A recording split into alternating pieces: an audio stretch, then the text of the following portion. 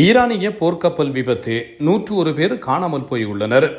March மாதம் 4ஆம் தேதி இன்று புதன்கிழமை இலங்கை கடற்பரப்பில் ஈரானிய கடற்படை கப்பல் மீது நடத்தப்பட்ட நீர்மூழ்கி கப்பல் தாக்குதல் குறித்து சர்வதேச ஊடகங்கள் செய்தி வெளியிட்டுள்ளன.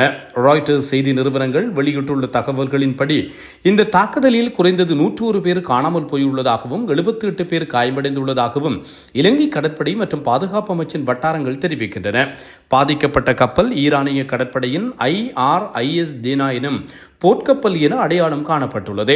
இச்சம்பவம் இலங்கையின் தெற்கு கடற்பரப்பில் காலி நகருக்கு அருகாமையில் சுமார் 25 மைல் தொலைவில் நிகழ்ந்தது. இலங்கை கடற்படை மற்றும் விமானப்படை இணைந்து மீட்பு நடவடிக்கைகளை முன்னெடுத்துள்ளன. இதுவரை சுமார் 30 முதல் 35 பேர் வரை மீட்கப்பட்டு காயமடைந்தவர்கள் காலியில் உள்ள கராப்பட்டிய போதனா மருத்துவமனையில் அனுமதிக்கப்பட்டுள்ளனர்.